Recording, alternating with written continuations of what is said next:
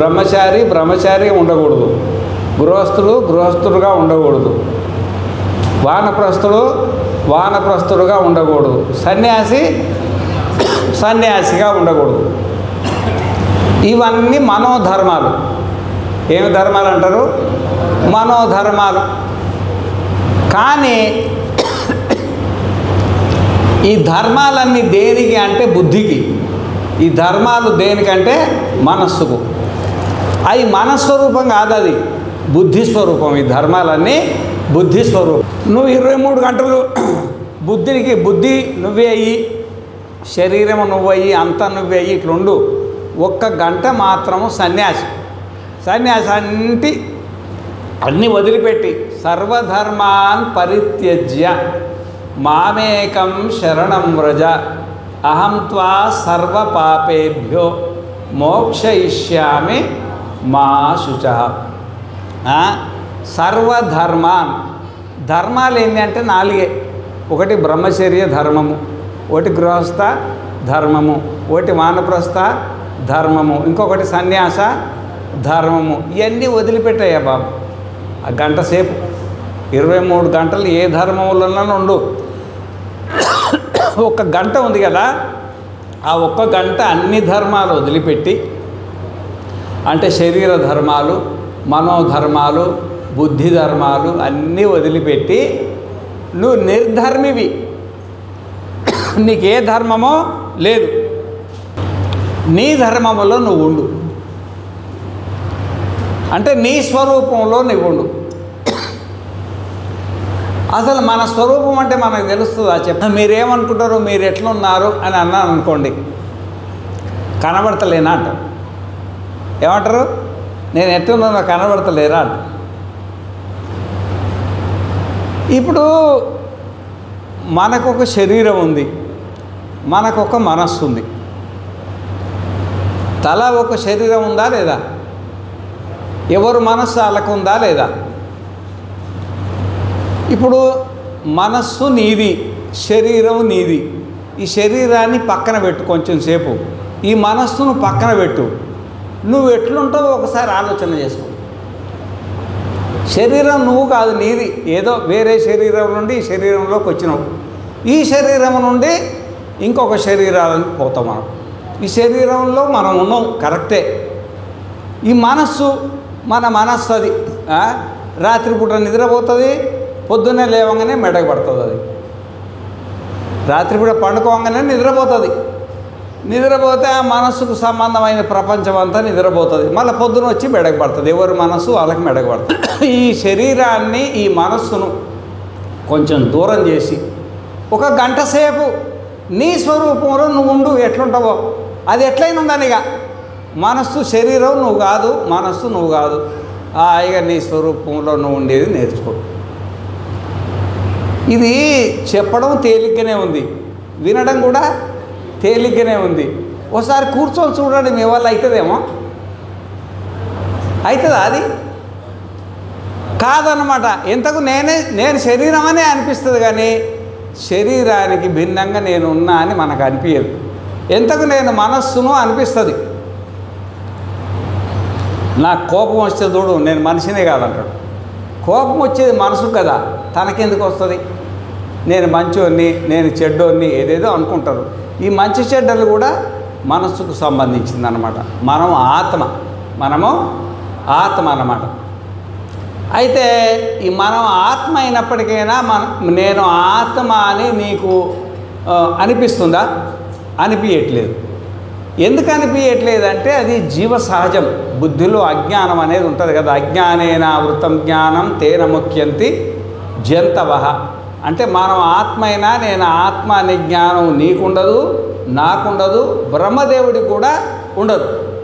కానీ నేను ఈ శరీరంలో ఎక్కడున్నా ఎట్లున్నా, నేను ఈ మనస్సులో ఎక్కడున్నా ఎట్లున్నా అని తెలుసుకునే యోగ్యత మనకు మాత్రమే ఉంది. మనకంటే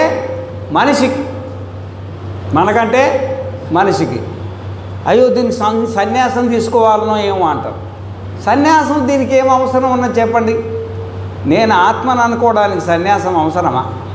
ఈ సన్యాసం సాధన చేయడానికి అవసరపడుతుంది. నేను ఆత్మ ఇప్పుడు రాముడు ఆయన ఆత్మజ్ఞాని అంటారు. వశిష్ఠుని దగ్గర 32,000 శ్లోకాలు విన్నాడు, యోగ వాసిష్టం. ఆయన ఆత్మజ్ఞాని దేవుడు అని మనం అందరం పూజిస్తాం. మరి కృష్ణుడు కూడా సాందీపిని గురుకులంలో ఉండి ఆయన వేదాలన్నీ అంటే ఉపనిషత్తులన్నీ అధ్యయనం చేసిండు. అధ్యయనం చేసి భగవద్గీతను బోధించిండు. ఏం బోధించిండు? లోపల లేనిది ఎట్లా వస్తుంది? అది ఉన్నది ఆయన దగ్గర. భగవద్గీతను బోధించిండు. ఆయన దేవుడు అయ్యాడు. ఎవరు? దేవుడు. మరి జనక మహర్షి భూమండలానికి చక్రవర్తి ఆయన. మరి ఆయన పెద్ద పేరుంది. భూభుజో జనకాదయ అని భగవద్గీతలో కూడా పేరు వస్తుంది అన్నమాట. ఆయన పేరు వస్తుంది. ఇప్పుడు రాముడికి ఉన్నంత సంసారం నీకుందా? కృష్ణుడికి ఉన్నంత సంసారం నీకుందా? ఆ జనక చక్రవర్తికి ఉన్న సంసారం నీకున్నదా? నీకున్న సంసారం ఎంత? నువ్వెంత? వాళ్ళు అంత పెద్ద సంసారంలో ఉండి సమయం తీసి 1 గంట సేపు వాళ్ళ స్వరూపంలో వాళ్ళు ఉండగలిగినప్పుడు మీరెందుకు ఉండకూడదు? మీరెందుకు ఉండకూడదు? ఏమి మనం ఉండగలుగుతాం, కానీ దానికి సంబంధించిన అవగాహన మన దగ్గర లేదు. అవి సంపాదించుకోవాలి. సంసారమేమో తల్లిదండ్రులు సంపాదించి నీకు ఇస్తారు, లేకపోతే నువ్వన్నా సంపాదించుకుంటావు. ఈ ఆధ్యాత్మిక జ్ఞానము గురువు దగ్గర కూర్చొని మనము వినాలి. నెల యజ్ఞం అవుతుంది. యజ్ఞానికి వచ్చి ఈడ కూర్చొని అన్నమయాదుత్క్రమ్య ప్రాణమయాదుత్క్రమ్య మనోమయాదుత్క్రమ్య విజ్ఞానమయాదుత్క్రమ్య ఆనందమయాదుత్క్రమ్య ఆత్మని. మనకు 5 కోశాలు ఉన్నాయి. ఎన్ని? 5 కోశాలు. ఆ లోపల మనకు కనబడతలేవన్నమాట. కోశం అంటే ఏంటంటే ఇప్పుడు బంగారానికి భరణి ఉంటుంది చూడు, బంగారం లోపల ఉంటుంది, దానికి భరణి కనబడకుండా పెట్టి పెడతారు కదా. అవసరం ఉన్నప్పుడు బయటికి తీస్తారు. మిగతా ఏం చేస్తారు? దానికి భరణిలో పెట్టి పెడతారా? పెట్టరా? ఆ భరణిలో ఉన్నప్పుడు కనబడుతుందా బంగారం? అది కనబడుతుందా? ఆ భరణి మూత తీస్తేనే కనబడుతుంది. ఈ మనమేమో 5 భరణిల లోపల ఉన్నాం. భరణి లోపల భరణి, భరణి లోపల భరణి, భరణి లోపల భరణి, భరణి లోపల భరణి, ఆ భరణి లోపల మనం ఉన్నాం. 5 కోశాల లోపల మనం ఉన్నాం. శరీరమే మనం అనిపిస్తుంది, ప్రాణాలే మనం అనిపిస్తుంది, మనస్సే మనం అనిపిస్తుంది, బుద్ధే మనము అనిపిస్తుంది, ఆనందమే మనం అనిపిస్తుంది. 5 కోశాలుగా ఉందన్నమాట. దీంట్లో నుండి మనం బయటపడాలా అని మనకు పెద్దవాళ్ళు చెప్తుండడానికి. ఎందుకంటే దుర్లభం మానుషో దేహ, ఈ దుర్లభమైనటువంటి మానుష జన్మ అన్నమాట. మాటికి దొరికేది కాదు. అవకాశం వచ్చినప్పుడే దీన్ని సద్వినియోగం చేసుకోవాలా. దుర్లభం త్రయమే వైతద్ దైవానుగ్రహ హైతుకం మనుష్యత్వం ముముక్షుత్వం మహాపురుష సంశ్రయ. ఈ 3 సృష్టిలో 14 లోకాలలో ఈ 3 చాలా దుర్లభం అన్నమాట. దుర్లభం త్రయమేవైతతు దైవ అనుగ్రహ హేతుకం, దేవుడు అనుగ్రహం ఉంటేనే దొరికేటివంట. మనుష్యత్వం అంటే మానవుడై పుట్టడం. మానవులలో ఆడోళ్ళు ఉంటారు, మొగోళ్ళు ఉంటారు. మొగోళ్ళే మానవులు అవుతారా ఏంది? ఆడోళ్ళు ఉంటారు, మొగోళ్ళు, ఇద్దరు మానవ జన్మ. మనుష్యత్వం. ముముక్షుత్వం. ముముక్షుత్వం అంటే ఏందో చెప్పండి మీరు. తెలుసుదా మీకు? బీరకాయలు బెండకాయలు అంటే అర్థమైందా మీకు? జొన్నలు ఆవాలు జీలకర్ర మెంతులు అర్థమైనయా? మరి ముముక్షుత్వం ఎందుకు అర్థం కాలేదు? ముముక్షుత్వం అంటే మోక్షేచ్ఛ. ముముక్షుత్వం అంటే మోక్షేత్త. ఒక గుడిసె ఉందనుకోండి, ఆ గుడిసెలో ఒక ఆయన ఉన్నాడు అనుకోండి, ఆ గుడిసె తగలబడుతుంది అనుకోండి, ఆ తగలబడుతుంటే ఆయన చూసిండు అనుకోండి, దానికి ఒక దారి ఉందనుకోండి, అప్పుడు గుడిసెలే ఉండాలనిపిస్తుందా? బయటికి వెళ్ళిపోవాలనిపిస్తుందా? బయటికి వెళ్ళాలనిపిస్తుందా? ఏదో దాన్ని మోక్షేచ్ఛ అంటారు అన్నమాట. ఇప్పుడు మనం ఈ శరీరం అనేది గుడిసె అయింది. శరీరం అన్న ఆ గుడిసెనేమో ఒకటే రోజు తగలబడిపోద్ది. ఈ గుడిసెనేమో రోజుకింత తగలబడుతుంటుంది. ఇది రోజుకింత తగలబడుతుంటుంది. ఎన్ని ఏండ్లు తగలబడుతుంది అంటే 100 ఏండ్లు తగలబడుతుంది. ఇది రోజు కొంచెం రోజు. కొంతమంది 60 ఏండ్లు తగలబడిపోయిందంటే సగం తగలబడిపోయింది. కొంతమంది 60 ఏళ్ళు అయింది, కొంతమంది 70 అయింది అంటే 70% తగలబడిపోయింది. ఇక 30% 20% ఉన్నదన్నమాట. ఈ మానవుడు అనే గుడిసె తగలబడక ముందే మనము బయటికి వెళ్ళాలి. అంటే మోక్షం మళ్ళీ పునర్జన్మ రాకుండా ఆత్మజ్ఞానాన్నే సంపాదించుకోవాలి. దాన్ని ముముక్షుత్వము, మోక్షేచ్ఛ. మోక్షం అంటేనే మనకు తెలియదు, ఇక మోక్షేచ్ఛ ఎట్లా ఉంటుంది చెప్పండి. ఏమి మహాపురుష సంశ్రయ, మహాపురుషుడు, పురుషుడు మహాపురుషుడు. పురుషుడు అంటే మామూలుగా బ్రహ్మచారి, గృహస్థులు, వానప్రస్థులు, సన్యాసులు, ఇదంతా పురుషులు. మహాపురుషులు అంటే ఆత్మజ్ఞానం కలిగిన వాడు. సమిత్పాని శ్రోత్రియం బ్రహ్మనిష్టం అంటే ఉపనిషత్తులు బాగా చదివినవాడు, బాగా అనుభవంలో ఉన్నవాడు. చదవాలా, అది అనుభవానికి తెచ్చుకోవాలా అని శ్రోత్రియుడు బ్రహ్మనిష్ఠుడు అంటారు అన్నమాట. అతన్ని మహాపురుషుడు అంటారు. ఏమంటారు?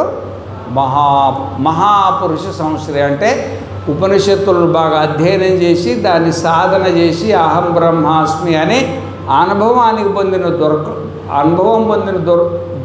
గురువు ఉన్నాడు కదా, ఆ గురువు దొరకడం అనేది అది దైవానుగ్రహం ఉంటేనే దొరుకుతుంది.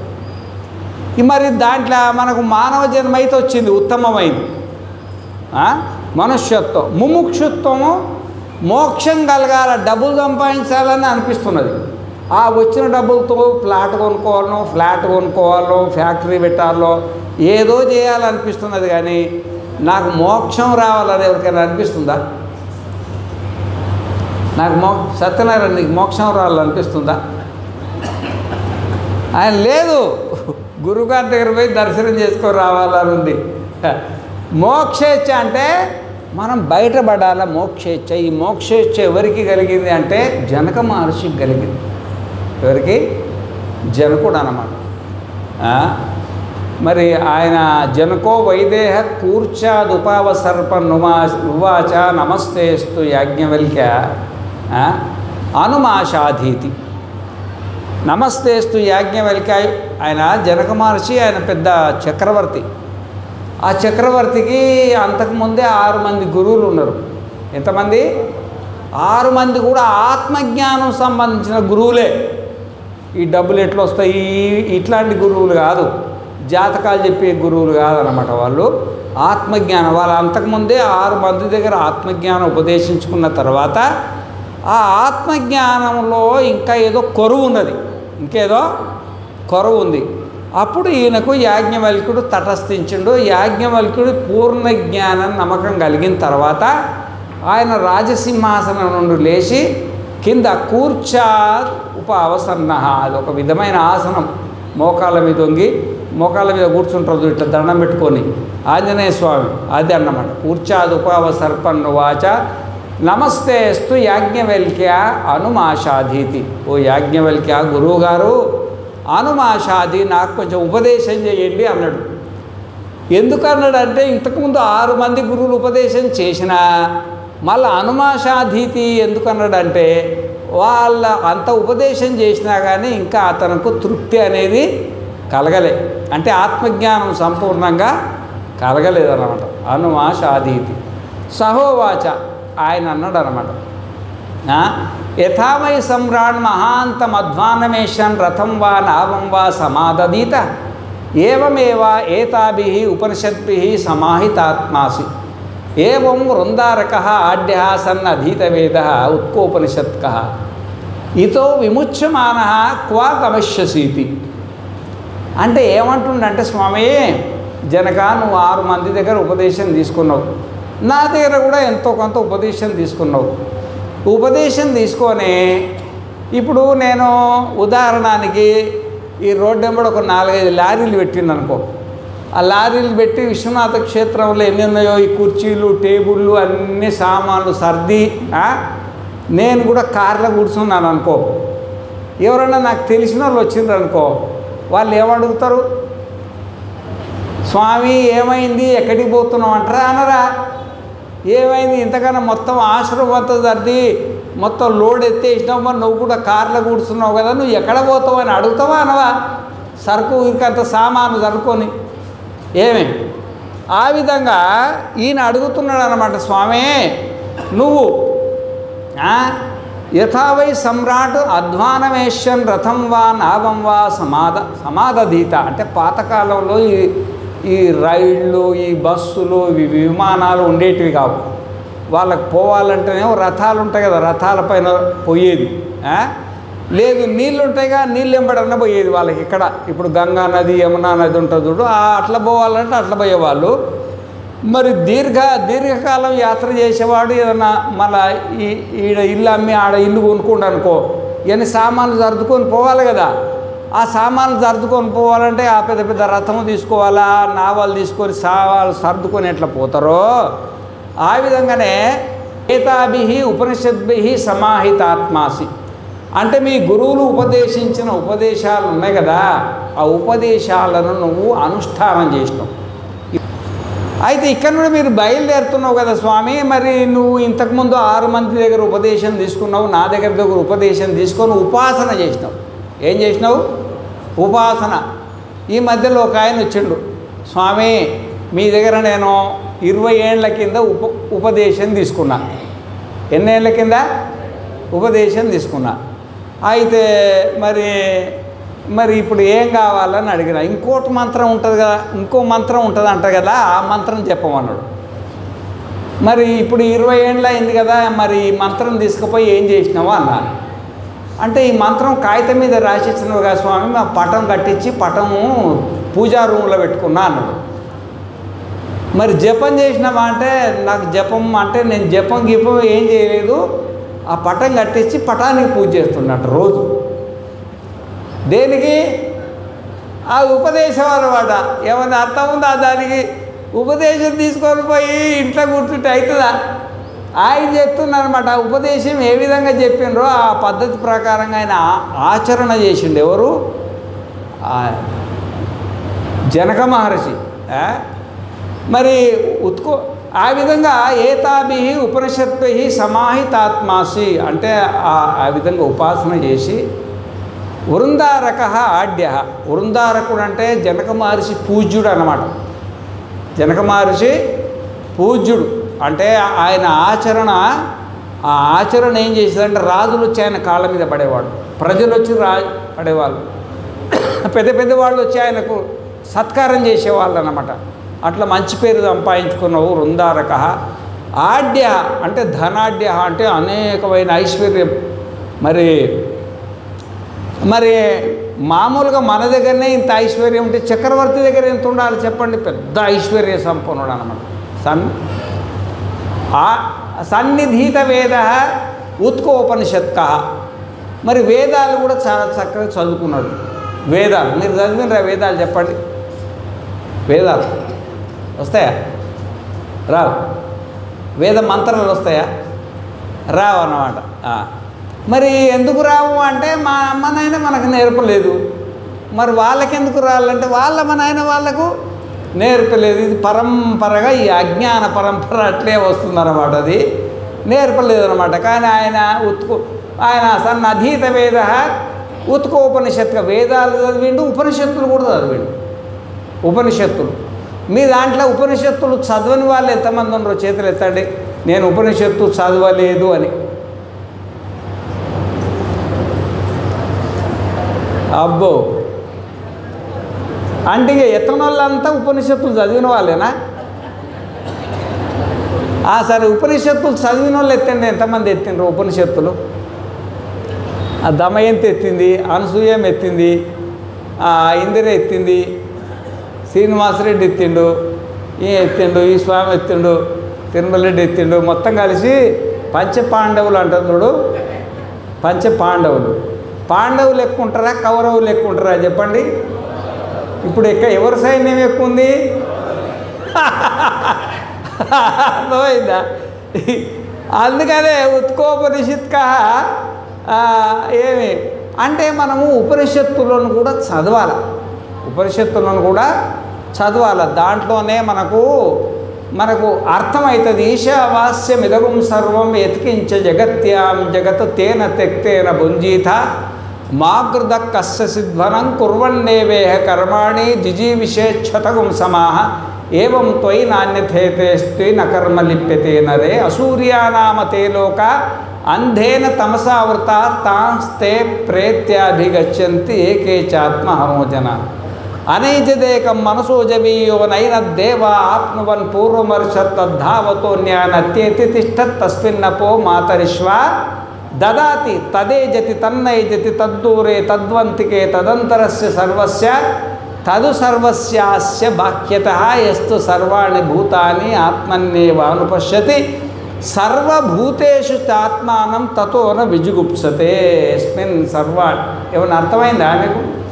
కేనేషితం పతతి ప్రేషితం మనః కేనేషితాం వాచమిమాం వదంతి చక్షుశ్రోత్రం కౌ దేవో యునక్తి శ్రోత్రస్య శ్రోత్రం మనసో మనోయత్ వాచోహ వాచ స ప్రాణస్య ప్రాణః చక్షుష చక్షురతిముచ్య ధీరాః ప్రేత్యాస్మాన్ లోకాదమృతా భవంతి నా తత్ర చక్షుర్గచ్చతి న వాగ్గచ్చతి నో మనో న విద్మో న విజానీమో యథైతదనుశిష్యాత్ అన్యదేవ తద్ విదితాత్ అతో అవిదితాత్ అధీతి శుశ్రువధీరాణం ఏనస్తద్ విశచక్షిరే. ఏమన్నా అర్థమైందా? ఈ గురువుల దగ్గర ఇవి నేర్చుకోవాలన్నమాట. ఇది ఉపనిషత్తులు అంటే ఆత్మజ్ఞానాన్ని బోధించే వాటిని ఉపనిషత్తులు అంటారు. వేదము చివరిలో ఉంటాయి. వేదాంతాలని కూడా వీటికి అంటారు అన్నమాట. ఈ ఉపనిషత్తులను కూడా నువ్వు చదివినవు అంటున్నాడు. ఎవరు? యాజ్ఞవల్క్యుడు. ఈ ఉపనిషత్తులను సాధన చేసి, ఇంత సాధన చేసి, వేదాలు చదివి, ఉపనిషత్తులు చదివి, ఇతో విముచ్యమానః అంటే ఈ శరీరం వదిలిపెట్టిన తర్వాత త్వా గమిష్యసి క్వా గమిష్యతి, ఇది శరీరం వదిలిపెట్టిన తర్వాత ఎక్కడ పోవాలని అనుకుంటున్నావు అని అడిగినాడు. ఇప్పుడు ఈ రాజేశ్వరి అమ్మగారు కదా, అదో బ్యాగ్ తీసుకొని వచ్చింది. అది బ్యాగ్ తీసుకొని వచ్చిన వాళ్ళ మనం ఈ శరీరం నుండి ఇంకో శరీరానికి పోయేప్పుడు కూడా బ్యాగ్ ఉంటుంది. మనం బట్టి తెలుసా అది? కర్మ ఉపాసన అంటారు దాన్ని. ఏమంటారు? కర్మ ఉపాసన. మనం చేసిన పుణ్యము పాపం ఉన్న చూడు, దాన్ని కర్మ అంటారు. నువ్వు పుణ్యం చేసినా కర్మనే, పాపం చేసినా కర్మనే. కర్మ. ఉపాసన, నువ్వు ఉద్యోగం చేసినావనుకో ఉద్యోగం వాసన ఉంటుంది నీ ఎంబడి. వ్యాపారం చేసినావనుకో వ్యాపారం ఉపాసన, అదొకటి. వ్యాపారం కూడా ఉపాసన, ఉద్యోగం కూడా ఒక ఉపాసన, రాజకీయం కూడా ఒక ఉపాసన. కానీ వాస్తవికంగా ఉపాసన ఏంటంటే గురువుగారి దగ్గర మంత్రం తీసుకొని ఆ మంత్రాన్ని జపం చేస్తాం చూడు, దాన్ని ఉపాసన అంటారు. ఏమంటారు? ఉపాసన అంటారు.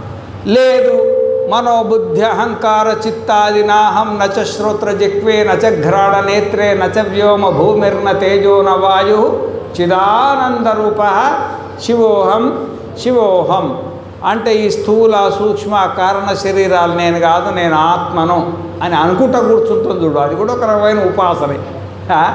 అది ధ్యానం అంటారు, కానీ ఉపాసన కూడా అనొచ్చు, ధ్యానం అంటారు దాన్ని. ఈ విధంగా ఈ మనం చేసిన పుణ్యపాప కర్మలు, మనం చేసిన దైవారాధన, ఇవి రెండు మన ఎంబడి వస్తాయి.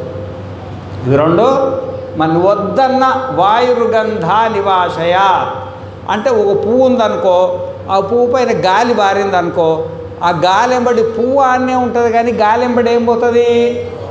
ఆ పువ్వు వాసన పోతుందా పోదా? ఆ విధంగానే ఈ శరీరం అనేది పువ్వు. ఈ శరీరం నుండి మనం పుణ్య పాపము తర్వాత ఏదో ఉపాసనలు చేస్తాం కదా, ఆ చచ్చిపోయినప్పుడు ఆ గాలెంబడి అంటే మనెంబడి ఇవన్నీ మనెంబడే వస్తాయి అన్నమాట. ఈ విధంగా యథా పేషస్కారి పేషసో మాత్రం అపాదాయ అన్యన్నవతరం కళ్యాణతరం రూపం తనుతే ఏమేవాయమాత్మ ఇదం శరీరం నిహత్య అవిద్యాం గమయిత్వా అన్యం నవతరం కళ్యాణతర రూపం కురుతే పిత్రం వా గాంధర్వం వా దైవం వా ఆచారజం వా ప్రాజాపత్యం వా బ్రాహ్మం వా అన్యేషాం వా భూతానాం. అంటే ఒక కంసాలైన ఆయనకు ఆభరణం తయారు చేసుకొని వేసుకోవాలా అనిపించింది ఆయన కంసాలైన ఆయనకు ఆభరణం తయారు చేసుకొని వేసుకోవాలనిపిస్తే ఆ బంగారాన్ని తీసుకొని దాన్ని కరగబెట్టి ఏమో చేసి తనకు నచ్చిన విధంగా ఆభరణాన్ని తయారు చేసుకొని వేసుకుంటాడా వేసుకోడా? ఆ విధంగానే మనమందరం కంసాలన్నమాట. నేను కంసాలి, నువ్వు కంసాలి, ఇది ఎంతమంది కూర్చున్నారో అంతమంది కంసాలి. ఆ కంసాలు ఏం చేస్తారంటే ఈ బంగారాన్ని తీసుకొని ఆభరణం చేస్తాడు. ఈ కంసాలు అంటే మనం ఏం చేస్తామంటే మనం చేసిన కర్మతోటి ఇంకొక శరీరాన్ని తయారు చేసుకుంటాం. ఇప్పుడు ఈ శరీరం ఉంది, నేను తయారు చేసుకుని నేను వచ్చిన దీంట్లోకి. మా తల్లిదండ్రులు నిమిత్తం, అన్నమాట. ఈ శరీరాన్ని ఎవరు తయారు చేసినా నేనే తయారు చేసుకున్నా.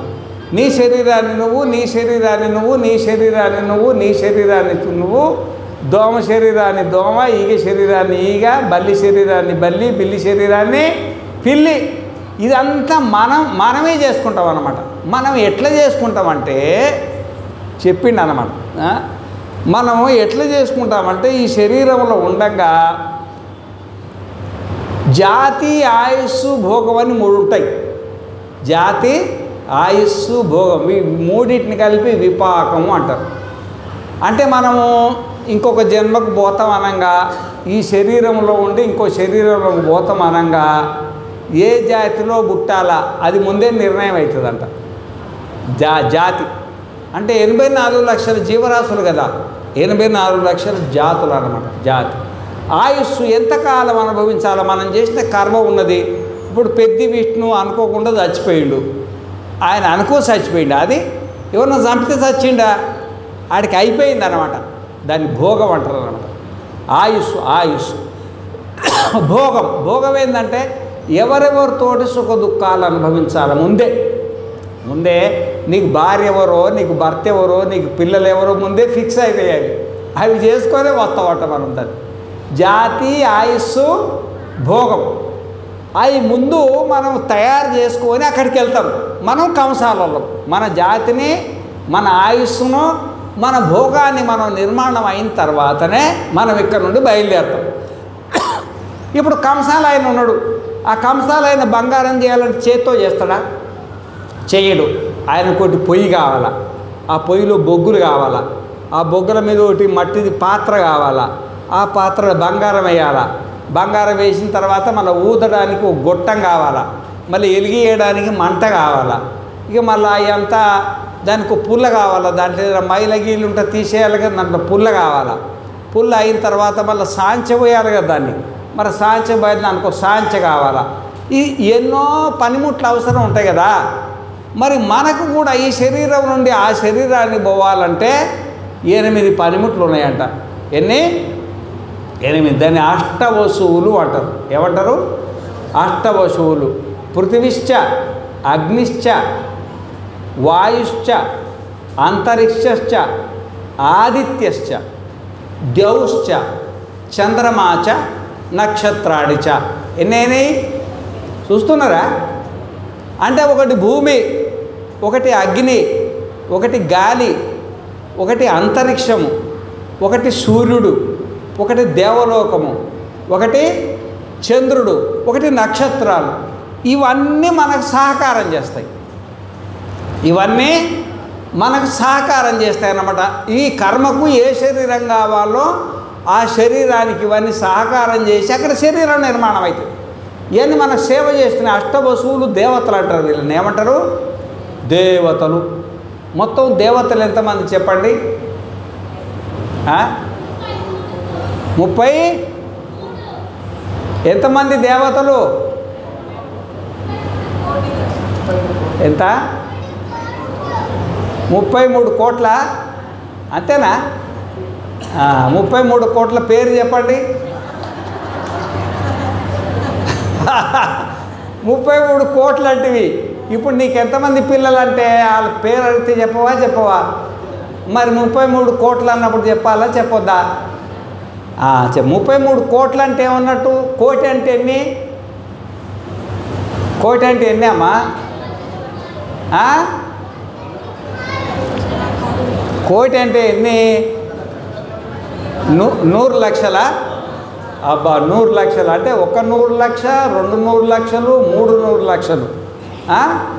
మళ్ళా 33 కోట్లు కదా. ఓయమ్మ, 33 కోట్ల మంది దేవతలు. నువ్వు అన్నది కరెక్టే, కానీ మీరు అర్థం చేసుకున్నది కరెక్ట్ కాదు. 33 కోటి. కోటి అంటే ఏంటంటే వర్గం. మానవ కోటి అంటారు కదా. మానవ కోటి అంటే మానవుడు ఒక వర్గం అని. పక్షి కోటి అంటారు, పక్షి వర్గం అంటారు. బ్రాహ్మణ కోటి అంటే బ్రాహ్మణ వర్గము. వైశ్య కోటి అంటే వైశ్య వర్గం. వ్యాపార కోటి అంటే వ్యాపార వర్గము. కోటి అనేదానికి వర్గం అనే అర్థం అన్నమాట. కోటి అనేదానికి వర్గం అని అర్థం. కోటి అంటే వర్గం అని. వాస్తవికంగా దేవతలు ఎంతమంది తెలుసా? 33 మంది. ఎంతమంది? 33 మంది. 33 మంది. 33 మందిలో 3 వర్గాలు ఉన్నాయి. ఎన్ని వర్గాలు ఉన్నాయి? 3 వర్గాలు. ముక్కోటి అంటారు కదా. ఒక కోటి అంటే ఒక వర్గము, ఒక వర్గము, ఒక వర్గము. ఎన్ని వర్గాలు అయినాయి? 3 వర్గాలు అనే బదులు 3 కోట్లు అన్నాడు అంతే. ఆడ 3 వర్గాలు అనేది 3 కోట్లు అన్నాడు. కోట్లన్నా వర్గం అన్నా ఒకటే. 3 వర్గాలు. ముక్కోటి అంటే 3 వర్గాలు. ఏంటివి ఆ 3 వర్గాలు? అష్టవసువులు ఒక వర్గం. అష్టవసువులు ఇప్పుడు నేను చెప్పిన కదా 8 మంది అష్టవసువులు. ఏకాదశ రుద్రులు ఒక వర్గం. ఏకాదశ రుద్రులు. మీకు ఏకాదశ రుద్రులు తెలుసా? మీకు ఏకాదశ రుద్రులు అంటే ఏంది? రుద్రుడు అంటే ఎవరు చెప్పండి ముందు? ఏకాదశ ఎవరు? రుద్రుడు అంటే ఎవరు? శివుడు. అబ్బా ఏం చెప్పాడు! రుద్రుడు అంటే ఎవరు? శివుడు. కానీ వాస్తవికంగా రుద్రుడు అంటే శివుడు కాడు. రుద్రుడు మొత్తం 11 మంది. 11 మంది ఎక్కడుంటారు ఆ రుద్రుడు చెప్పండి? శివుడు ఏడుంటాడు? కైలాసంలో ఉంటాడు. తప్ప అన్నమాట. అసలు 11 మంది రుద్రులు. ఏకాదశ రుద్రులు 11 మంది రుద్రులు అంటే పంచ జ్ఞానేంద్రియాలు, పంచ కర్మేంద్రియాలు, ఒక మనస్సు. ఇప్పుడు ఎంతమంది జీవులు ఉన్నారో అంతమంది దగ్గర ఉన్నారు వాళ్ళు. ఇక ఎంతమంది ఉన్నారో చూడిగా. నా జ్ఞానేంద్రియాలు నా ఎంబడే ఉన్నాయి, నా కర్మేంద్రియాలు నా ఎంబడే ఉన్నాయి, నా మనస్సు అంటే బుద్ధిడ. మనస్సు, బుద్ధి, చిత్తం, అహంకారం అన్నీ కలిసి అంతఃకరణానికి పేరు పెట్టిండిడ.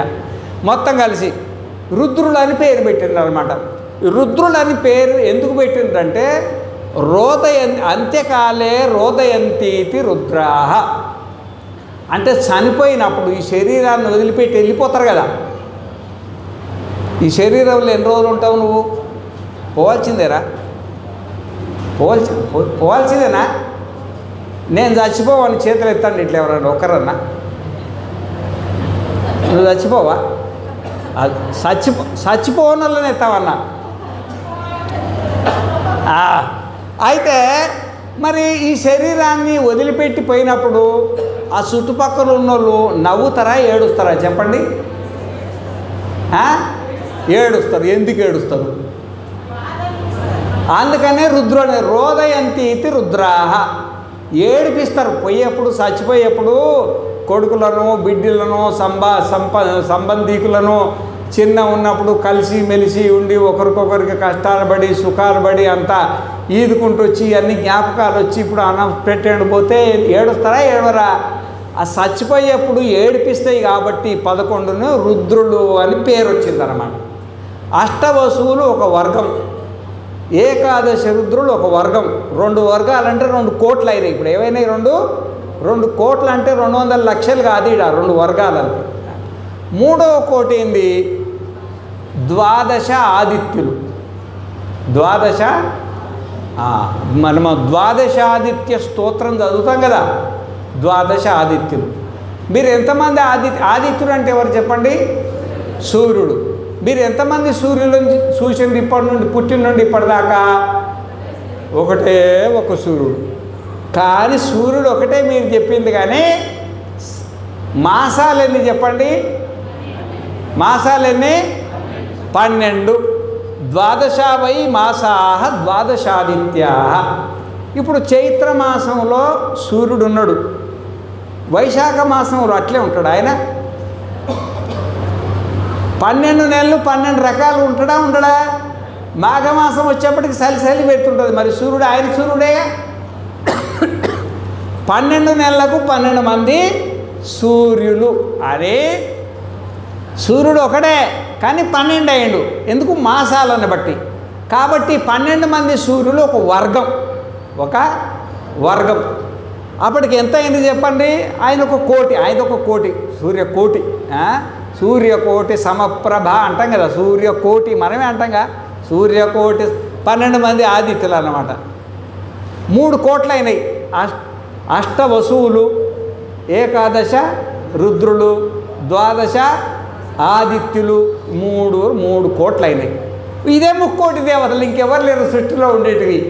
వీళ్ళే దేవతలు, వీళ్ళే వైదిక దేవతలు. ఇక పురాణాలలో ఏం దేవతలు ఉన్నారో నాకు తెలియదు, అది పౌరాణికుల్ని అడగాల.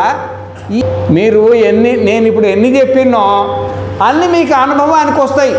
భూమి అనుభవంలో ఉంది, అగ్ని అనుభవంలో ఉంది, గాలి అనుభవంలో ఉంది, అంతరిక్షం అనుభవంలో ఉంది. అంతరిక్షం అంటే ఏంది చెప్పండి?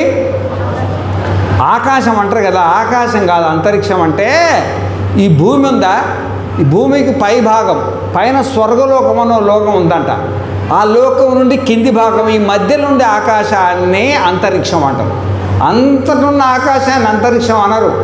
ఇది ఆకాశమే కానీ దీని అంతరిక్ష ఆకాశం. ఇది ఏమంటారు? భూలోకానికి పైది, దేవలోకానికి కింద ఉన్న ఈ ఆకాశం ఎంతుందో, ఈ ఆకాశంలోనే ఈ నక్షత్ర మండలాలు, ఈ సౌరమండలాలు, ఈ నవగ్రహాలు ఇవన్నీ తిరుగుతుంటాయి అన్నమాట. ఇవన్నీ దీన్ని అంతరిక్షం అంటారు. ఈ అంతరిక్షం మనం ఇప్పుడు అంతరిక్షంలోనే కూర్చున్నాం కదా. భూమి పైన నువ్వు అంతరిక్షంలోనే ఉన్నావు, మీరు అందరూ ఎక్కడో లేరు. ఈ నాసా వాళ్ళు చెప్పిన అంతరిక్షం వేరు, ఏదో భూమికి అయస్కాంత శక్తి ఉంటుంది, అయస్కాంత శక్తి దాటుకుంటే దాన్ని స్పేసు అంతరిక్షం అంటారు కదా. అది వాళ్ళ భాష. మన వైదిక భాష ఏంటంటే భూమికి పైనున్న ఆ స్వర్గలోకానికి కిందున్న ఆకాశానికి మొత్తాన్ని కలిపి కూడా అంతరిక్షం అని పెడతారు. ఈ అంతరిక్షం మన అనుభవంలో ఉందా లేదా? తర్వాత దేవలోకం ఉందంట. దేవలోకం సరే, అదైతే మనకు కనబడదు కానీ దాన్ని నమ్మాల. తర్వాత చంద్రుడు అనుభవంలో ఉన్నాడు, నక్షత్రాలు అనుభవంలో ఉన్నాయి, ఈ అష్టవసువులు.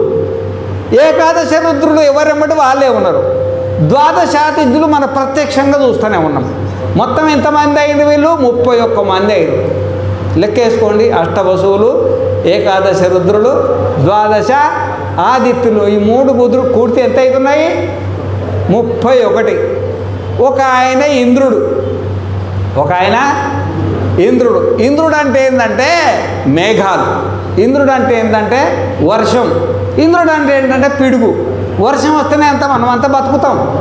ఇప్పుడు 84 లక్షల జీవరాశులు బతకాలంటే వర్షం ఉండాలా ఉండద్దా? అదే ఇంద్రుడు. మేఘాలు మనం చూస్తున్నాంగా, ఆయనే ఇంద్రుడు. మెరుపు మనం చూస్తున్నాం కదా, అదే ఇంద్రుడు. ఉరుము మనం చూస్తున్నాంగా, పిడుగులు మనం చూస్తున్నాం కదా, అదే ఉరుముడు. వర్షం పడింది కదా, అదే ఇంద్రుడు అన్నమాట. మరి ఇంకొకటి ఏంటంటే ప్రజాపతి ఏంటంటే, ఇప్పుడు భానుమతి అమ్మగారు ఉంది. భానుమతి అమ్మగారికి ఎంతమంది కొడుకులు చెప్పండి? ఎంతమంది కొడుకులు తెలియదా? 3 కొడుకులు. బిడ్డలు ఎంతమంది? 1. మొత్తం 4. ఈ 4 ఆయన సంతానం. మీరు ఆమె ప్రజాపతి. మీరు కన్నది ఆమె కదా. ఆ విధంగానే అందరూ ప్రజలే, అందరూ ప్రజాపతులే. ఈడ ప్రజాపతి అంటే మనం ఏమనుకుంటామంటే, ఒక ఆయన బ్రహ్మదేవుడు అని ఒక ఆయన ఉన్నాడు. ఆయనకు 4 తలకాయలు ఉంటాయి. 4 తూర్పు, పడమట, ఉత్తరం, దక్షిణం 4 తలకాయలు ఉంటాయి. ఆయన బ్రహ్మలోకం అని ఒక లోకం ఉంది. ఆడ సరస్వతి దేవితో కూడి సంసారం చేస్తుంటాడు. ఆయన ఒక సంసారి అనుకుంటాం కదా. అది పురాణాల్లో ఉండొచ్చు, దాని లోపలికి నేను పోను. వాస్తవికంగా వేదంలో ఉండేది ఏంటి అంటే ప్రజాపతి ఎవరైతే ప్రజలను ఉత్పత్తి చేస్తాడో వాడే ప్రజాపతి. నీ సంతానానికి నువ్వు ప్రజాపతి, నీ సంతానానికి నువ్వు ప్రజాపతి, పంది సంతానానికి పంది ప్రజాపతి, కుక్క సంతానానికి కుక్క ప్రజాపతి, దోమ సంతానానికి దోమ ప్రజాపతి, మనుషుల సంతానానికి మనుషులు. ఎంతమంది ప్రజాపతులు ఉన్నారో చూడు. ఒక ప్రజాపతి కాదు, ఓరే బాబురే ఈ ప్రజాపతి అన్నమాట వీళ్ళు. మొత్తం 3 కోటి దేవతలే. ఎంతమంది?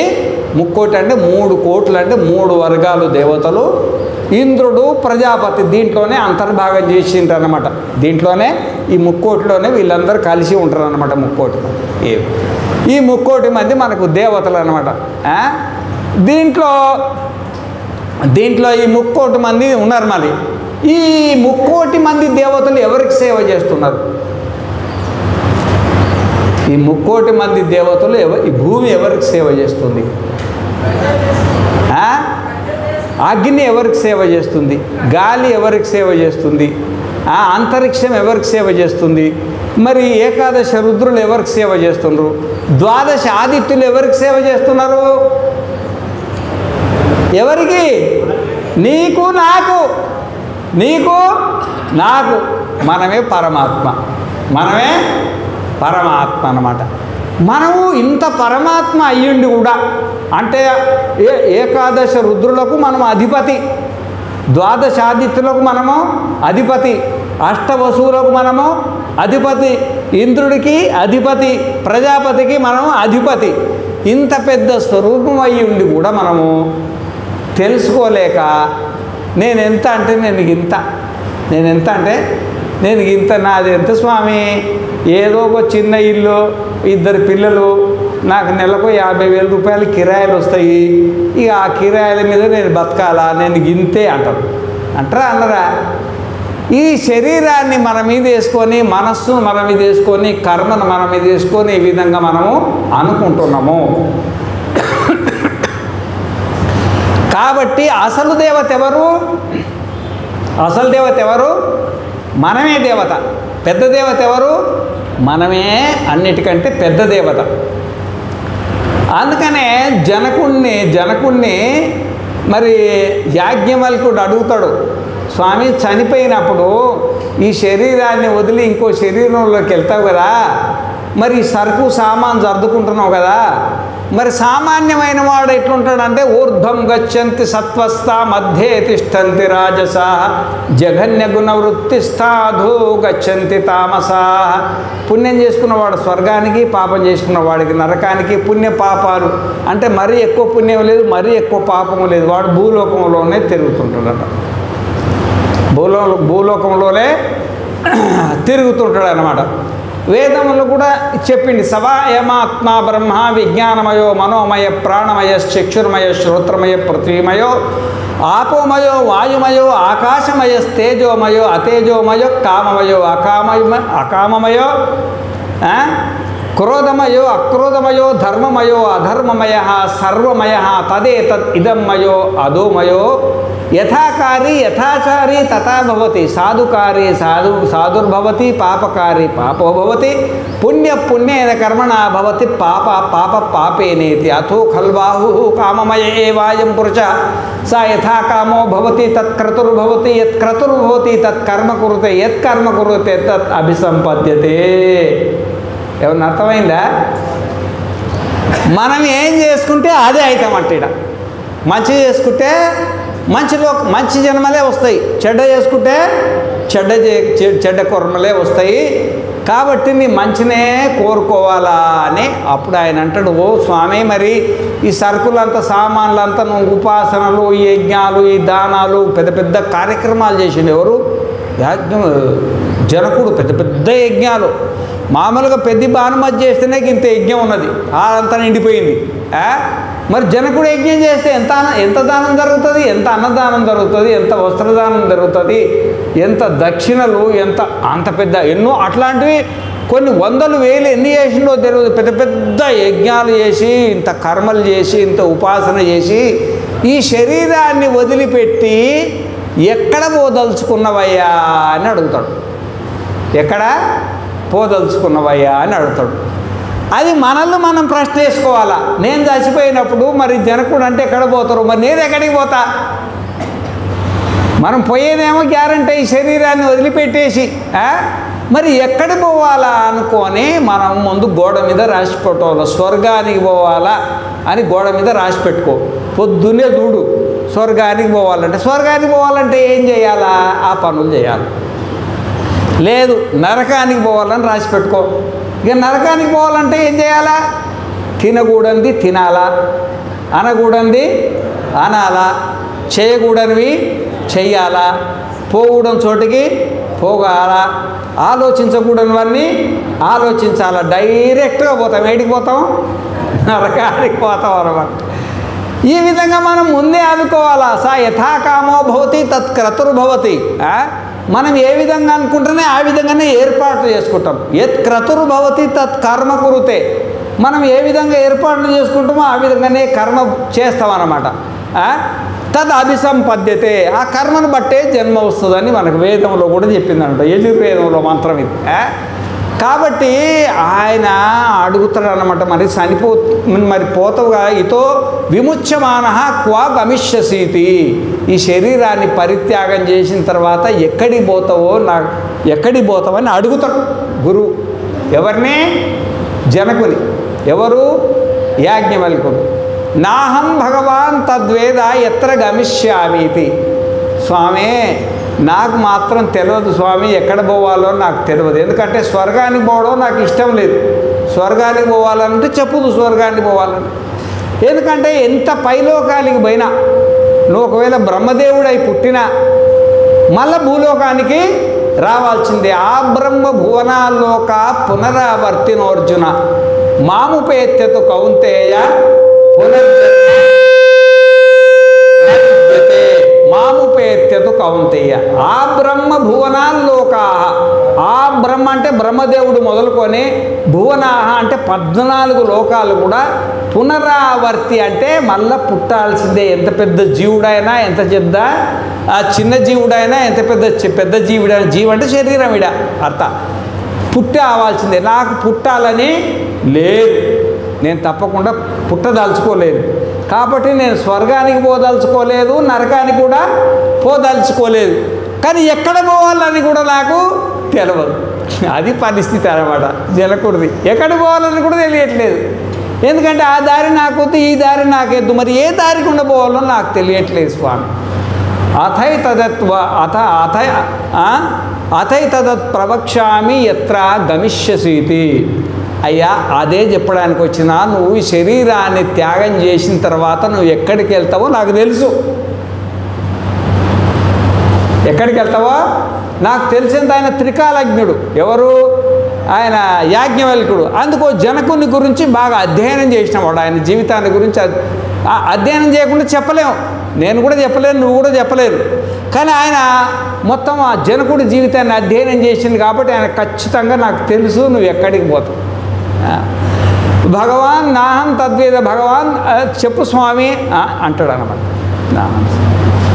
భగవాన్ చెప్పు అంటాడు అన్నమాట. ఈ విధంగా మనం గురువుల దగ్గర ఉండి, స్వామి నేను చనిపోయిన తర్వాత నేను ఎక్కడికి పోతానో కొంచెం చెప్పండి అని మీరు అడగాల మమ్మల్ని. స్వామి మేము ఏ రోజు చచ్చిపోతాం కదా, నేను చచ్చిపోయిన తర్వాత నేను ఎక్కడికి పోతానో కొంచెం చెప్పండి స్వామిని. అడ్రస్ తీసుకోండి. అడ్రస్ తీసుకోవాలన్నమాట. అడ్రస్ తీసుకోవాలి. ఆ తర్వాత ఆయన దీని తర్వాత 3 మంత్రాలు ఉంటాయి. ఎన్ని? 3 మంత్రాలు. ఇంధోహ వై నామ ఏషయోయం దక్షిణే యక్షన్ పురుష తమేతం ఇంధగుం సంతం ఇంద్ర ఇత్యాచక్షతే పరోక్షేణ ఇవ పరోక్ష ప్రియ ఇవ హి దేవాః ప్రత్యక్ష ద్విష. ఒకటి మనము, ఒకటి ప్రకృతి, 2 కలిసి ఇట్లా ఆకారం అయింది. ఒకటి నేను, ఒకటి నా ప్రకృతి. నీకు కనబడేది కొంతుంది, కనబడంది కొంతున్నది. మీ లోపల కూడా మీరొకటి, మీ శరీరం ఒకటి, నీ మనస్సు నాకు కనబడుతుందా? కనబడతలేదు. ఇవన్నీ కలిసి ఒకటి మనము, ఒకటి ప్రకృతి, 2 కలిసి ఇట్లా అయిందన్నమాట. అయితే ఈ శరీరంలో మనం ఏడున్నాము, ప్రకృతి ఏడుందో చెప్తున్నాడు దీంట్లో. మనం ఎక్కడుంటామంటే, ఇప్పుడు మనం అంటే ఇక్కడ మనస్సును కలుపుకొని చెప్తున్నాడు. ఎందుకంటే మనస్సు నాకు భేదం లేదు కదా. ఇప్పుడు జ్ఞానం కలిగినప్పుడు భేదం అవుతుంది. ఇప్పుడు నేనే మనస్సు అనుకుంటున్నావు కాబట్టి దక్షిణాక్షి ముఖే విశ్వ మనకు మాండూక్యోపనిషత్తు గౌడపాద కారికల్లో కూడా వస్తుంది అన్నమాట. మనము పగటిపూట కుటికంట్లో ఉంటాం. ఏడా? కుడికంట్లో ఉంటాం. మీకేమైనా అనుభవం ఉందా? నువ్వు ఏడున్నావు? కాళ్ళల్లో ఉన్నావా, చేతులలో ఉన్నావా? మనస్సు ఉండేది పరమాణం అంత ఉంటుంది. అది మనం ఎంత ఉంటుంది? చెయ్యి ఎంత ఉంటుందంటే గింతుంది, నాకు కనబడుతుంది కదా. ఈ చెయ్యి, నా ఎంట్రకలు ఎంత ఉన్నాయంటే ఇంత జుట్టు ఇంత ఉంది, నా ముక్కు ఎంత ఉందంటే ఇంత పొడుగుంది, మనస్సు ఎంత ఉందో చెప్పండి. అది పరమాణువు అంత ఉంటుంది అనమాట. ఆ పరమాణువు అంత మనస్సు ఇంత శరీరంలో 5 ఫీట్ల శరీరం కదా, 5 ఫీట్లు 6 ఫీట్ల 7 ఫీట్ల శరీరం కదా. మరి ఈ మనస్సు అనేది కాళ్ళల్లో ఉందా, చేతుల్లో ఉందా, కళ్ళల్లో ఉందా, చెవుల్లో ఉందా, ముక్కుల్లో ఉందా, ఏదో ఓ చోట ఆఫీస్లో కూర్చొని పని చేయాలా, చేయొద్దు? అది ఎన్నో చోట ఆఫీస్ ఇంత పెద్దగా ఉన్నది ఆఫీస్, అది ఏడ కూర్చుంటుంది అంటే పగటి మూట దక్షిణాక్షి ముఖే విశ్వ, కుడి కంట్లో కూర్చొని మనం వ్యవహారం చేస్తున్నాం. మనకు తెలియదు, పుట్టిన నేనేళ్ళు అయింది కానీ ఈ శరీరంలో ఎక్కడున్నావో నీకు తెలియదు, నాకు తెలియదు, కానీ కుడి కంట్లో ఉంటాం, కుడి కంట్లో ఉంటాం. ఇప్పుడు నీ పేరేం పేరు? నీ పేరు సత్యనారాయణ, నీల సత్యనారాయణ. ఆయన పేరు కాదు, ఆయన శరీరం పేరు. నీ శరీరం పుట్టిన తర్వాత మీ అమ్మ నాయన పెట్టిండు. నీ శరీరానికి పేరు కాదు కదా, మీ శరీరానికి పేరు అది. నీ పేరేంది మరి? ఇప్పుడు ఇక కూర్చున్న వాళ్ళందరికీ తలా ఓ పేరుందా లేదా? పేరుంది. ఆ పేరు అనేది నువ్వు శరీరంలోకి వచ్చిన తర్వాత పెట్టినరా, శరీరంలోకి రాకముందు పెట్టినరా? మళ్ళీ శరీరంలోకి వచ్చిన తర్వాత పుట్టినరోజే పెడతారా? చూస్తాడు 3 రోజులు వీడు పుడతాడా, బతకడతారా, చస్తారా అని చూస్తారు ముందు వీడిని. ఎన్ని రోజులు పెడతారు పేర్లు? 21. వీడిని 20 రోజులు చూస్తాడు. మధ్యలో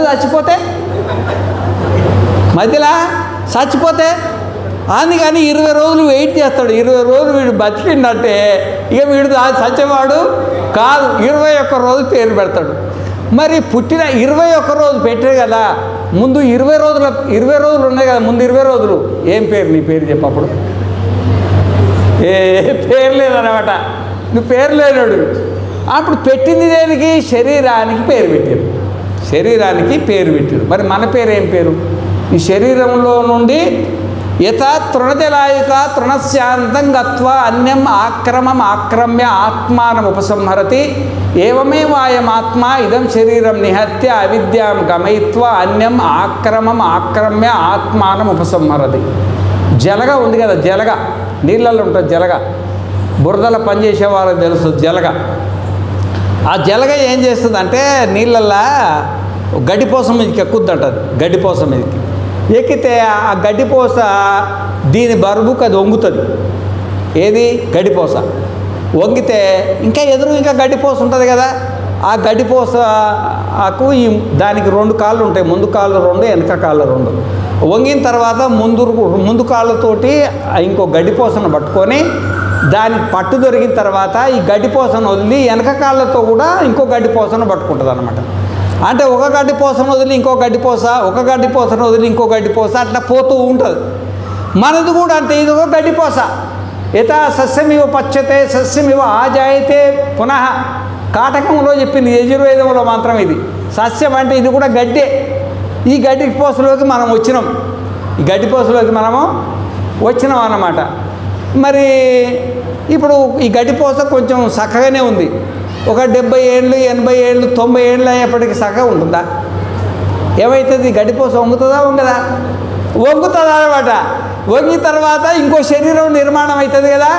ఆ శరీరం నిర్మాణం అయిన తర్వాత దాంట్లో పట్టు దొరికిన తర్వాతనే ఈ శరీరాన్ని త్యాగం చేసి దాంట్లో పోతాం మనం. ఇంకా మధ్యలో తీసుకుపోయే వాళ్ళు ఎవరు? దేవదూతలు లేరు, యమదూతలు లేరు. మన కర్మనే మన యమదూత, మన కర్మనే మనకు దేవదూత. నీ కర్మ మంచిదైతే నీ కర్మనే దేవదూత అయి మంచి లోకాలకు తీసుకుపోతుంది. నీ కర్మ చెడ్డ కర్మ అయితే అదే యమధర్మరాజు అయి పాపలోకం అంటే ఏంది? పాప జన్మ. లోకం అంటే ఇంకోటి ఏం కాదు, జన్మనే లోకం అంటారు అన్నమాట. ఏతస్య పురుషస్య ద్వే ఏవ.